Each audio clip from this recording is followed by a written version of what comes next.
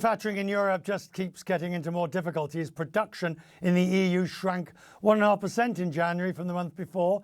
And some of it has to do with Ireland, which has long benefited from foreign investment. The return on that investment stagnated over the last several months, and the war could make it difficult to get more companies setting up in Ireland. Europe and the Irish are especially sensitive to commodity price shocks, as we've just been hearing. Michael Lohan is the chief executive of IDA Ireland, the inward investment. This is really tricky times now, to attract new investors and to ensure the success of those that are already there. Yeah, thanks, Richard. You're correct. There certainly is dynamic. It's a dynamic time. But maybe if we go back and look at the investments for last year, we had a record year in terms of FDI investments into Ireland, over 323 discrete investments, which was a 30% increase on the year before. So in some ways that actually is running counter-cyclical to the change and that we've seen over the last 12 months. And it's my belief that what's driving that is actually the proven stability that is Ireland, as companies continuously look to invest in locations where there's economic stability, where there's pro-enterprise policies, and where they can serve European and global markets. Does that stability, play up during a time of war like we have now? I believe so, and I think stability, it's like it never goes out of fashion, and I think in Ireland we have consistently held a very stable and pro-enterprise approach to foreign direct investment, and indeed to our indigenous companies as well. And no more so, I think, when there's challenge in the world, I think people look for havens of security and support, and in Ireland that's what you get. And we see that across, whether it's in the technology sector, across financial services, or indeed in high-value manufacturing. Are you seeing increased productivity as a result of, say, for example, Draghi and the Draghi report, which identified very clearly the barriers to greater growth? And I'll freely admit my cynicism and scepticism that the EU would ever get its act together in a timely fashion.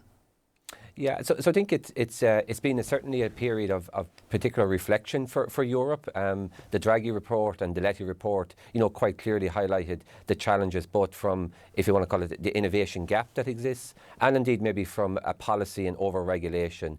And at the current situation, we have Europe very much focused on a number of there's over 10 omnibus bills making their way through the European Commission at the moment. And indeed in Ireland, we as well, actually, we're not just relying on Europe in that response, but we also have our own competitiveness and action plan led by the government and led by Minister Peter Burke to drive that efficiency, because within Ireland we're very clear, we're an open economy and we have to remain competitive and we have to remain agile, and that's been our success in the past. You are in a unique position because of not only the relationship to the EU, the central role of the single market, but the UK, where you have a special relationship, and the US, where you have so blessed and cursed at both, in a sense, both at the same time. Yeah, well, I'd certainly like to see it more as blessed, if I'm honest. And I think even today we had the UK Prime Minister in Ireland with our Taoiseach, strengthening, I think, that relationship on the east side, with the UK. And I think that's important as well for the global economy and for the European economy, that we see the UK strengthen its relationship both with Ireland and indeed Europe. And of course, Ireland holds a unique position in terms of that relationship between the US, as we're both here in New York today, right, and we look to the US and European relationship. It's the strongest trading relationship in the world, and over these days and into next week, we will be highlighting that strength, not just from an Irish perspective, obviously, and the two-way relationship and the economic benefit that comes with it, but also how that strengthens, from a US and a European economy. I've just realised, of course, next week. I'm just looking at those pictures from last year. I've just realised why you're all here. It's St. Patrick's Day next week, isn't it? Of course, and you'll be down in Washington. I assume, or maybe you won't, but the Taoiseach will be, perhaps, which is this tradition.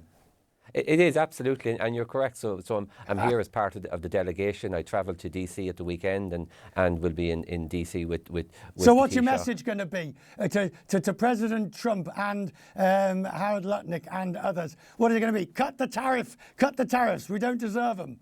Well, I think our message will be quite clear and will be very direct. It'll be that we have a strong relationship between Ireland and the US. It's a relationship that trades in both directions. And just to say, Richard, you talked about the strength of foreign direct investment into Ireland, and the US has been a pivotal contributor to that. But Ireland is now the 5th largest investor in the United States. We are contributing, so it's a two-way flow in terms of economic benefit, in terms of cultural benefit, and of course, it's steeped in history. US is celebrating 250 years, and of course, 3 of those original signatures actually were Irish as well. So there's a long historical link between our two countries. Of course, anyone who's been through St. Patrick's Day here in New York knows quite the experience that it's going to be. I'm grateful for you, sir. Thank you for joining us. Thank you.